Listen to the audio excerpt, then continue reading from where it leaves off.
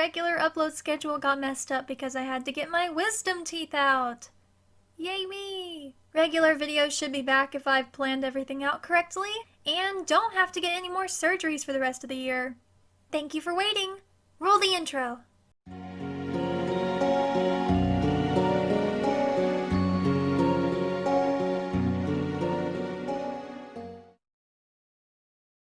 Hey everyone, welcome to another Magical Girl video.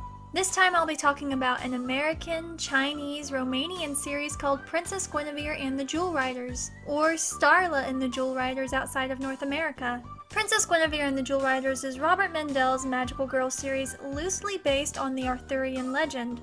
I say loosely because other than character and location names, the Jewel Riders does its own thing. You don't need to know King Arthur lore to enjoy the show, because God knows I don't. I had to ask my brother about the references. This is not my fixation. Anyway, Princess Gwenevere and the Jewel Riders is interesting to me for two reasons. It's a toyetic show with an incredible world that has no right to be as interesting as it is. And the show is a three-way production between the United States, China, and Romania. Shows being worked on by multiple countries is nothing new, but Romania is the one that stuck out to me. I didn't know Romania had such an interesting history in animation. Luca Underlimit made a great video about Romanian animation history if you'd like to learn more. I don't have the time nor background to cover such a topic, so I'm glad someone else did. Back to the Jewel Riders, many production companies were involved in making the series.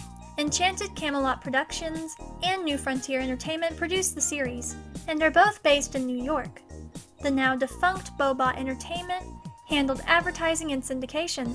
TVR and Bobot aired the series, which ran from September 9th, 1995 to December 12th, 1996. The animation was done by Hong Ying Animation in China, who worked on a lot of the DiC series like Strawberry Shortcake, Care Bears, Sabrina the Animated Series, Horseland, two of those 90s Sonic cartoons, but they also worked on series that are highly regarded like Hey Arnold and Phineas and Ferb.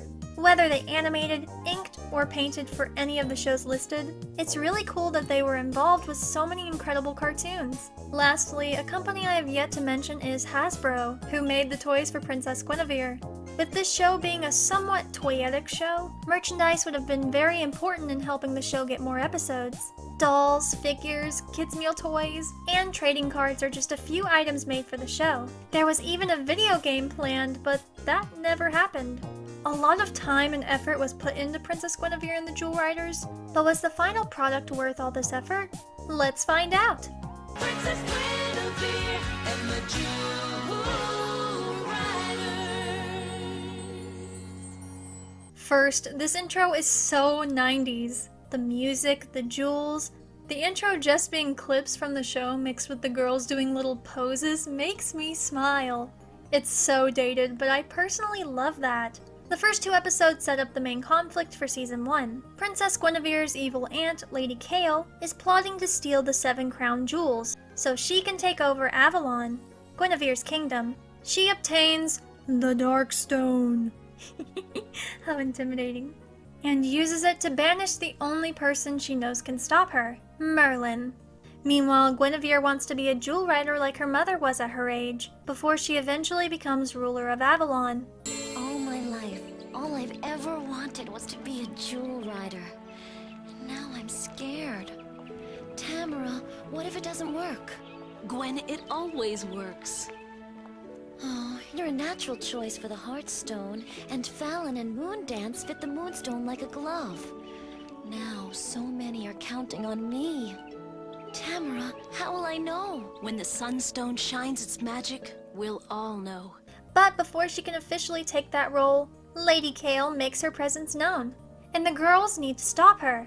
The first episode actually ends with the girls losing their first fight with Lady Kale, followed up by upbeat end credits. Spike!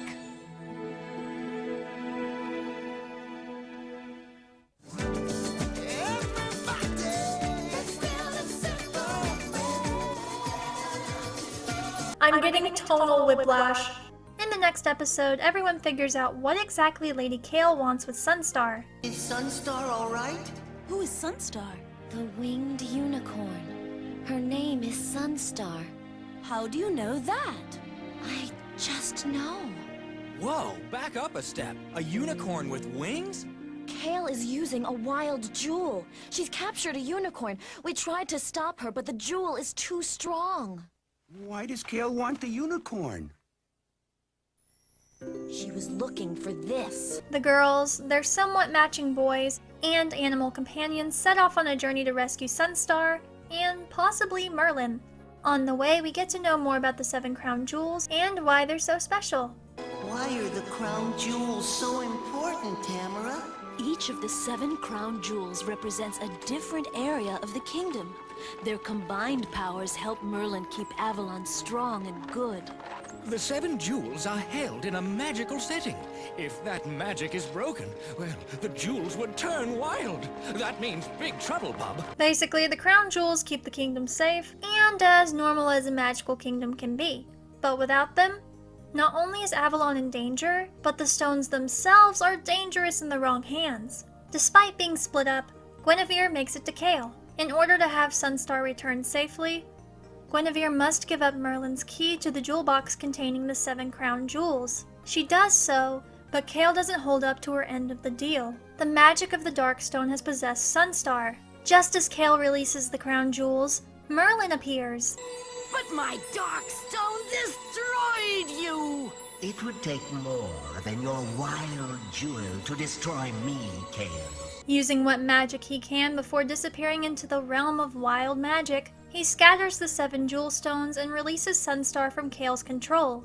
After the group returns home, Gwenevere gets ready for her Jewel Rider ceremony, but the Sunstone isn't working. Maybe it really isn't meant for her despite the unchanging shock of the audience. Seriously, what are these facial expressions? Of course, it wasn't Gwenevere or the Sunstone that was the problem. All she needed to transform was her partner Sunstar. The Sunstone also allows Merlin to make a brief appearance. Look, it's Merlin! My friends, the glorious power of the Sunstone has allowed me to briefly visit. I am sorry to tell you that the crown jewels of the kingdom are gone. For the first time in generations, magic all over Avalon will be unstable until the jewels are found. Princess Gwenevere, my lady, I'm sorry I can't be there as you learn the wonders of your enchanted jewel. I'm just glad that you and Sunstar have found each other. You will lead the Jewel Riders on a quest to search for these crown jewels. But Merlin, I almost ruined everything. No. What you did brought you and Sunstar together. That is the destiny of the Sunstone. Now, you must travel its path as Jewel Riders, true champions of Avalon. And with that, our story has begun. But I need to backtrack first. Who are you people? I didn't tell you about any of the characters besides Gwenevere and Kale. Obviously, Princess Gwenevere is our protagonist. She's the daughter of Queen Anya and King Jared.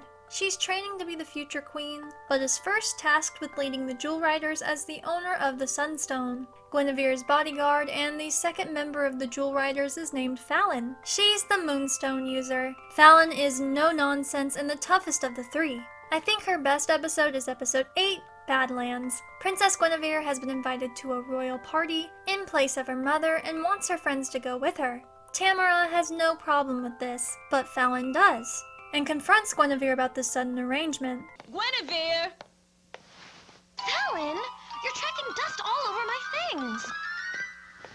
Why am I being sent to Castle Greenwood? Lady Robin's had a girl. Isn't it wonderful? That is wonderful, but I'm scheduled for field games with the pack. Oh, you can run with the pack any day. That cute Lord Batten will be there. Lord Batten is a stuck-up clod. You make it sound like attending a party with handsome guys is punishment. Dancing and flirting. That is what you do best. Let me do what I do best. You're going. Mother thinks it's a good idea. She knows best. Cleo, check out my new song. I call it Splashback. No one knows what's best for me but me. And contrary to what you think, your mother does not everything! Take that back! No!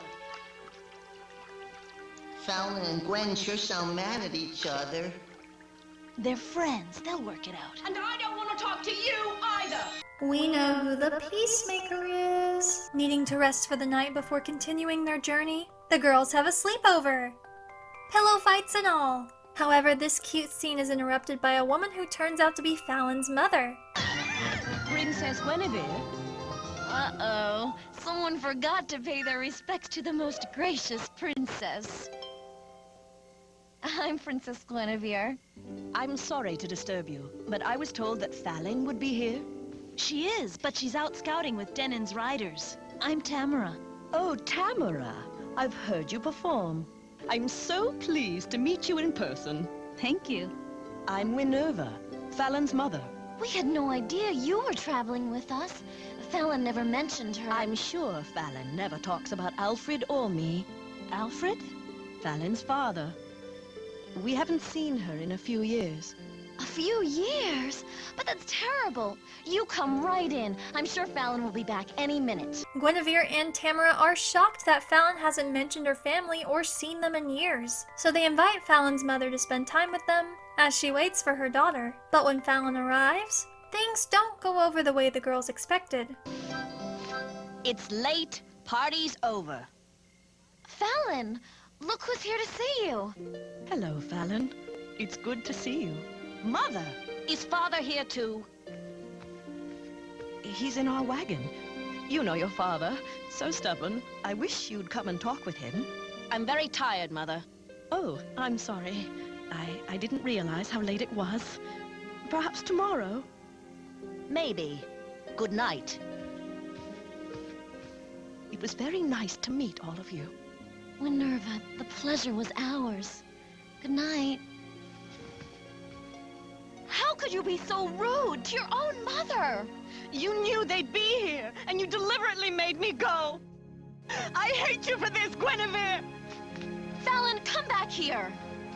Gwen, let her go. She's very upset.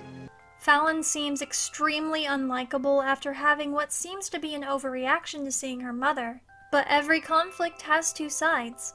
We learn that Fallon has cut contact with her parents due to their lack of support for her dreams. Fallon's father wants nothing to do with her, but her mother really wants to re-enter her daughter's life. Kale, of course, causes conflict because that's her thing, but her evil doing gives Fallon the chance to show her parents that she has chosen the right path for herself. This is one of my favorite episodes not only because of Fallon's character development, but Fallon's dynamic with her parents. She chose her own happiness over what her father wanted for her, and eventually he came to understand that it's not his job to decide what's best for her. She can make her own decisions, and she's made a great one by becoming a jewel rider. Also, Gwenevere and Fallon make up. Gwen, I did something really awful today. You danced with Batten? Worse. I said some terrible things to a friend. If she's really your friend, she'll forgive you. I'd like that. Me too. Uh-oh, here come the guys. The dialogue in the show can be so good. I love when the girls get to be a little catty. Tamara is the final member of the group, and is an absolute sweetheart.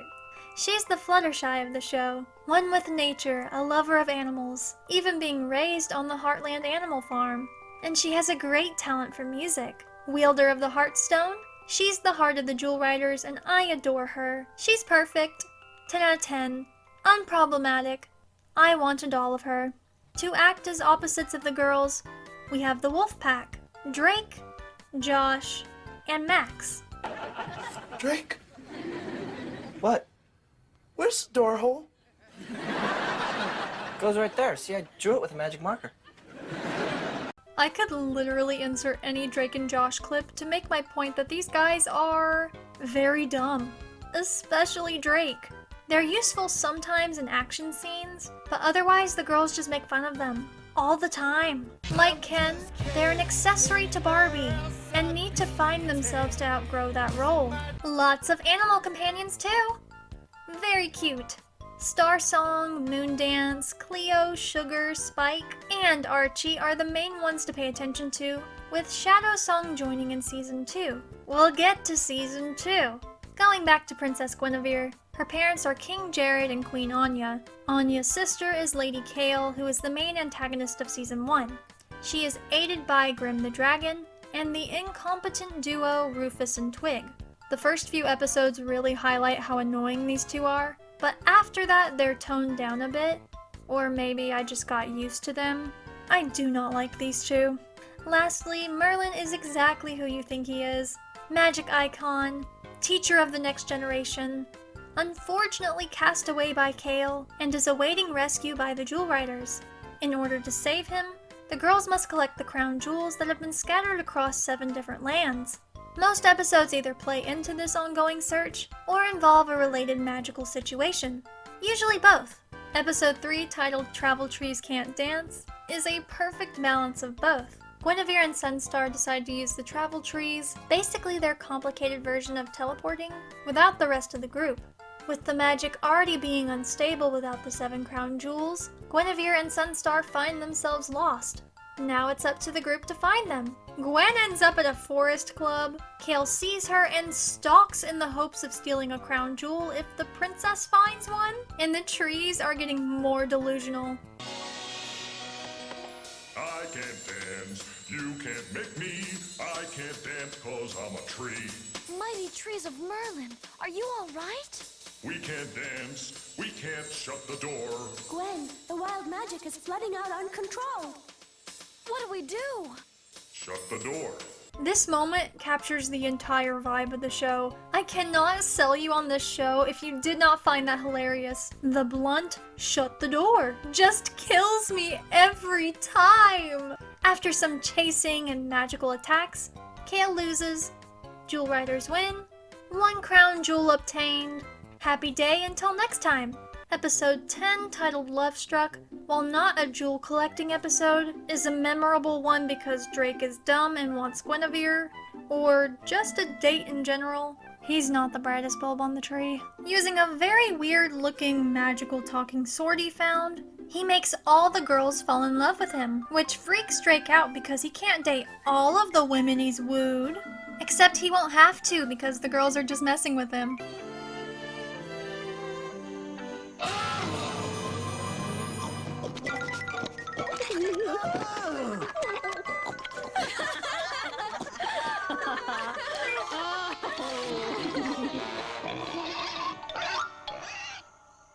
You tricked me!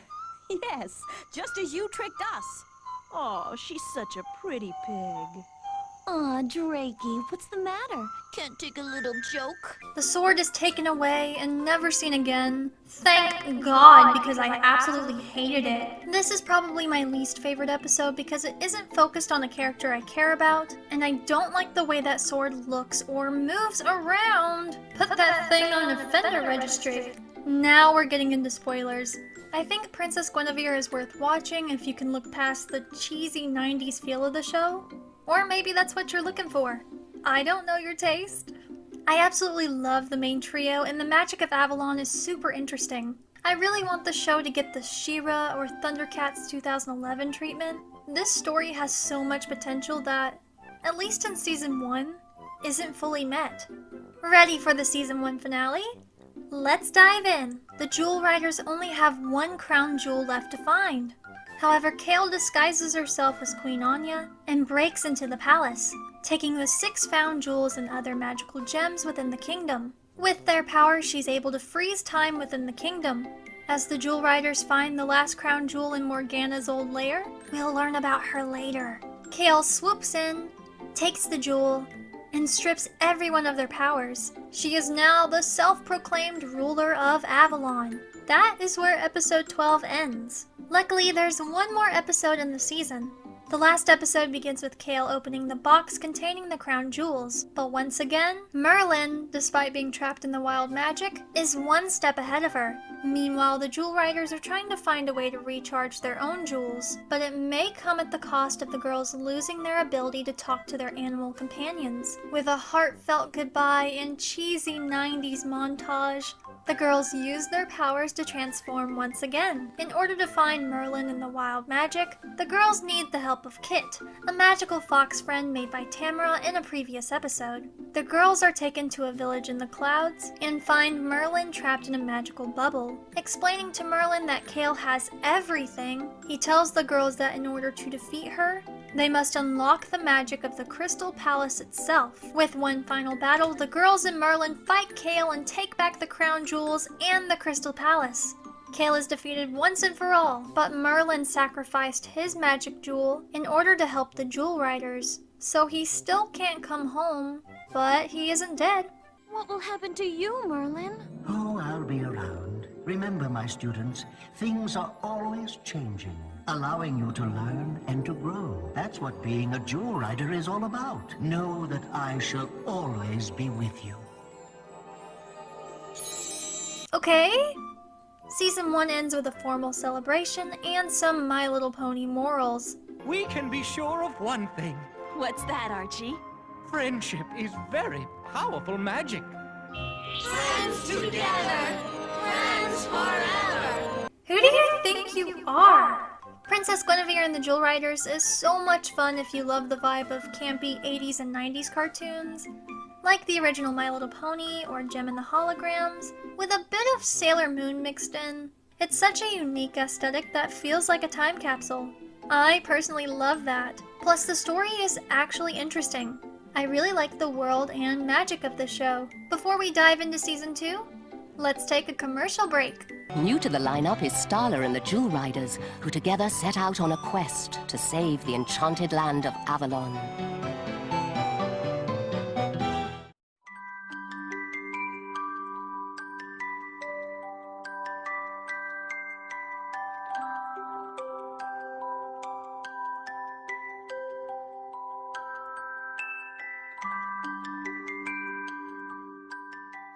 We've got Jewel Power Princess Gwenevere and the Jewel Riders. Princess Gwenevere and her friends have the prettiest hair.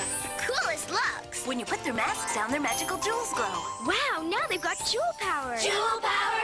I'm Evil Lady Kale, and I've captured Sunstar. Let's power up our jewels to save her. Jewel Power. We got Jewel Power Princess Gwenevere and the Jewel Riders. Jewel Power Princess Gwenevere, Fallon, and Tamara with magic glowing jewel and other friends each sold separately. Hey, all you jewel-powered kids! Ride the wild magic with Princess Gwenevere and the Jewel Riders this weekend on Amazing Adventures for a special Jewel Power promotion. Join the heroic Jewel Riders on a quest to learn the secret code words. Watch for the secret Jewel Power code word this Sunday. Write it down along with your name, age, and address. Send it to your local station for a free National Wildlife Federation magazine and a chance to win dazzling Jewel Rider toys from Kenner.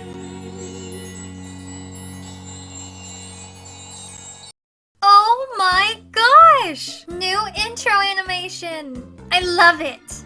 And the CGI castle? I love that less!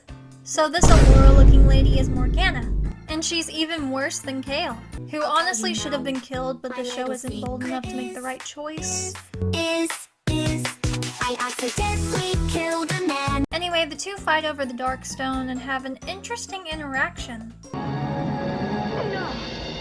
Impossible. The jewel is mine. If it wasn't for that meddling Merlin, I'd be ruling all the magic of Avalon by now. I can give you more magic than you ever dreamed possible. I'm listening. You must retrieve for me a book. What kind of book? A book of answers. Where is it? In Avalon. You can send me back? Probably.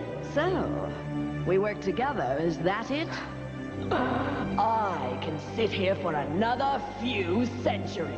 Can you? Cut to the Jewel Riders dealing with some crazy magic. But that can't be right. The crown jewels were returned, and everything should be normal. However, the girls' outfits have changed, they can't control their magic, and Gwenevere has a new voice. I wonder why. Seeking to learn more about their magical changes, the girls use the travel trees to teleport to the Hall of Wizards for answers, but they lose control in the wild magic. This is where we once again meet the Gliders, who are seen in Season 1. They're kind of annoying. Wild magic gliders! Hey, hey, hey! Shouldn't go gliding without a guide. No. Never leave home without one. Let go of me, you gliding squirrel! I'm Nubbin. I'm Drifter. And I'm Floater! How did you find us? Merlin sent us. But Merlin sent them to help the girls, so they're important. The girls reach the Hall of Wizards, but gasp! Kale is there! With this zesty genie ripoff. And Kale! We thought you were lost in the wild magic. Well, I'm back.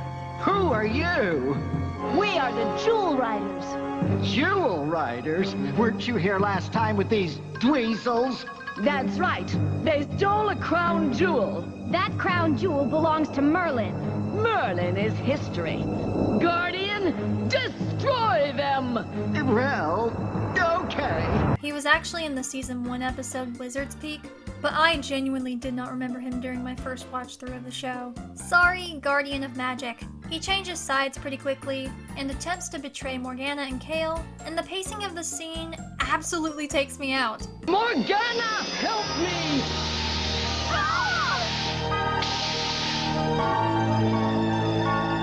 Well, Merlin's little helpers. I could do some powerful magic with those jewels. Guardian, help us! Jewel Riders, we'll meet again. No one messes with my friends. Stop! It is forbidden for the Guardian to turn against a wizard. Oh, no! Not the mirror!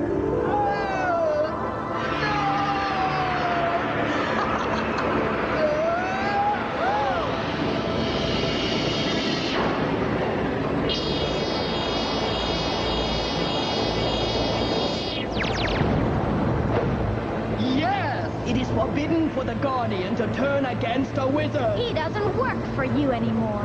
I don't? I don't! As a thank you, the girls set the genie free, and with that, they're now on a quest to find the wizard jewels. Is this just going to be Season 1 again? So much has changed, but the evil Kale and Morgana duo is intriguing, and the animation is a little less wonky than Season 1. The first 2 episodes anyway. So I'm looking forward to the rest of the show. In the next episode, the girls are given magical gliders to ride the wild magic. These magic glider wings are way cool to ride the wild magic. Tamara sounds thrilled. Which she should be, because she gets a zebra corn in this episode. She has all the animals and no riding companion, so deserved, I guess. Tamara is separated from the group, and while the girls look for her in this icy land, she has her own animal-filled adventure. Are we sure she's not the princess? She has a whole song about making friends with animals. The only animal she has trouble befriending is Shadow Song the zebracorn. But when an evil spider tries to kill Tamara, he helps save her, revealing his true, marketably pink colors. They are so cute. I'm not even mad about the obvious product placement. Anyway, Morgana be spooky. Jewel collected. Friends reunited. New horse. That's the vibe. Like the first season, Season 2 is a mix of episodes where the girls search for magical jewels and go on silly, goofy adventures. It's what I expected. What I didn't expect is for Miss Princess to date a furry. Caught in a trap and with her dress ruined, Gwen is saved by this Tarzan-speaking man. Are you all right, Princess? Yes. Come and get me. Huh? Oh. Do you always sneak up like that? Sorry to frighten you. I help you. After saving her animal companion, we learn that this guy's name is Ian, and he immediately rizzes up the princess. Thanks for the hand. You are beautiful, like golden flower. Oh. The reason Ian can turn into a human is because he has a wizard jewel. Kale uses her Morgana-enhanced powers to trap Ian and wants his jewel, but he refuses. Instead of using force, Kale attempts to make a deal with Ian.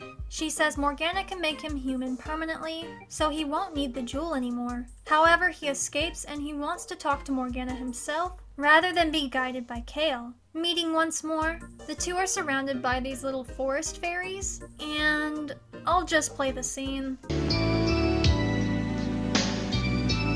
Dance with us, princess. Help us heal the broken circle. Now that you're here, I wanna say my love for you just gets stronger each day. We'll be using the flower of friends. The golden flower is radiant. Thank you. I believe on a night like this, the most magical of things can happen. Do you believe that also, Gwenevere? Yes, I do. Why are they so awkward? So that was actually a dream, and when the two actually meet again, he has been confronted by Kale and Morgana. But Gwen steps in and tries to tell him not to give up his wizard jewel. When Gwenevere can no longer fight, and the remaining jewel riders are useless for some reason, Ian goes beast mode and saves the princess. Post-battle, Gwen collects the jewel and commits bestiality. Does this count? Alas, their love is forbidden, but she promises to dance with him once a year. Magic we get from above. Once a year, I'll come back to this place so we may watch the dance together. Yes, together. Until next year, then.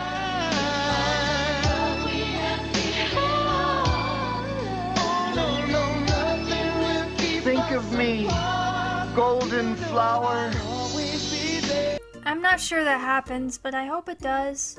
The episode was fun in a campy kind of way, but last time I checked, this is Princess Gwenevere and not Princess Belle. I thought it was common knowledge to avoid men in the forest when you're alone, and she just falls for him immediately. And yes, I know there was magic involved, but the dear princess had no brain in this episode, which if you're around the right person is totally valid. Gwen is just a girl. So real, so me. Truthfully, I think the writers for Season 2 forgot about the boys until this episode, because Drake makes a brief appearance, and then the following episode, The Wishing Jewel, is an adventure with just Gwenevere and Drake. However, they are not the stars of the episode.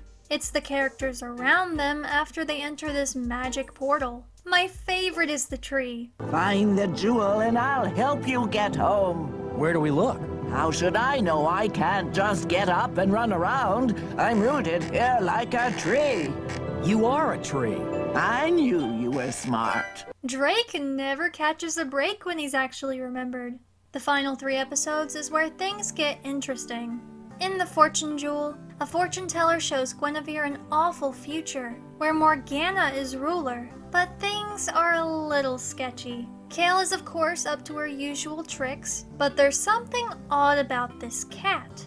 It turns out that the cat is actually the ancient wizard Derek, and he was turned into a cat after being tricked by Morgana. Another problem to solve! Collecting the final wizard jewel with the help of Derek and Esmeralda, the Jewel Riders must now prevent the Fortune Jewel's prophecy from coming true and hopefully bring Merlin home. Entering a wild magic path only Merlin has before, Gwen and Kale both find themselves on a magical island that they've never seen. Being lost without her friends, Gwenevere is distraught, but is quickly helped by a fairy from the Wolf Romance episode, and is given the magic of Avalon along with a brighter destiny. Kale, of course, tries to steal the jewels, and this interaction is something. You just don't get it, do you, Kale? This is not about me or you. Who else is there? This is about the future of Avalon, preserving the goodness for the children. Spare me the grisly details. What's important is what happens now, today!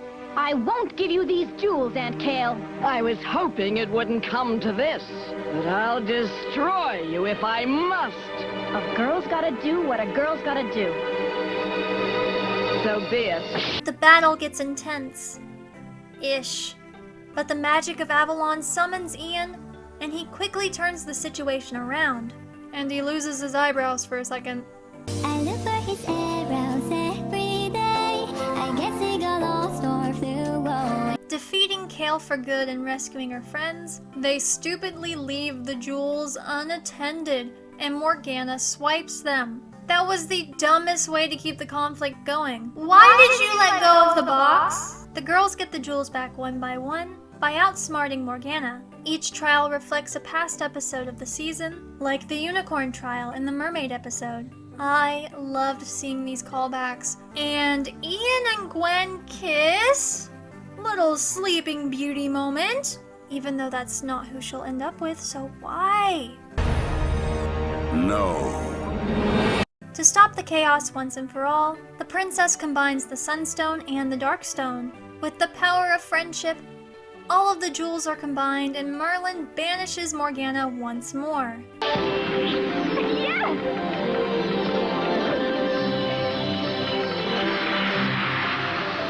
At last, the one jewel!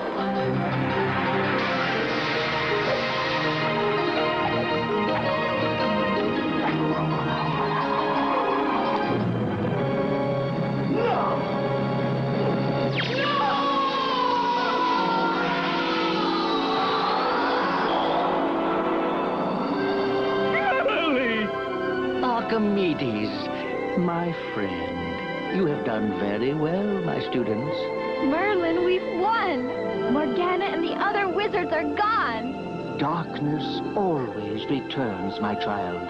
But the strength and love of our friends will hold the darkness back. We have so much to tell you, Merlin. So many adventures to share. And many more ahead, my students. Life is always a circle, full of new beginnings. Let's go home. Let us begin again. That is how the show ends, and while the main conflict was resolved, some interpersonal conflicts were just left unresolved. Specifically Gwen's love life. Drake was the one shown in her future, yet she has obvious feelings for Ian. I wish the story continued. Behold! In 2024, Princess Gwenevere and the Jewel Riders got a manga-inspired continuation. Look at all these talented people involved. Mad Cave Studios' goal with this series is to both continue the story, give it some young adult flair, and hopefully get an animated series based on this story. It's giving She-Ra, Thundercats 2011 Voltron, and I really love that. I miss the early seasons of Voltron. I am excited to tell you all about Volume 1 because this is an ongoing story. Volume 1 begins with Fallon and the boys having some fun with their animal companions, while Gwenevere looks bored out of her mind. It seems that she and Drake, who had a major glow-up, good for him, are set to be married soon. Marriage counseling bores the two, as the princess can't bother to pay attention, and Drake shows up late. This version of Gwenevere is much more rowdy and hates the idea of being queen someday, while in the show she seemed indifferent. Possible star butterfly influence? Her true passion is being a jewel rider, and she meets up with her friends to have tea with Merlin. Also, look at Archie! He is precious! So, Merlin has found a beautiful watch in the forest, and Tamara is so me. This is no ordinary watch that keeps time, but Merlin can't seem to get it to work at all. We'll come back to this. At night, Guinevere's father wishes to speak to her, and she voices her worries about the upcoming marriage to Drake. She does not wish to take the responsibility of being queen, but she also knows her kingdom needs her. The king tells her that she doesn't have to get married if she doesn't want to, but Gwen knows her place. Or so she thinks. The next day, the kingdom has guests. So fun! Putting away a fun little statue the king and queen were given as a present, Guinevere finds herself alone with her soon-to-be husband Drake. He confronts her about not wanting to marry him, and Gwen explains that while she loves him, there is so much she still wants to do before taking on such a big responsibility. As Drake begins to become distant, a crash is heard, and the two investigate. Hawks have gotten into the castle. Tamara and Fallon transform, and with Drake's help, the three stop the birds. However, once captured, the birds vanish? Something's wrong. We just don't know what. Tamara goes to speak with Merlin, who was a no-show at the party.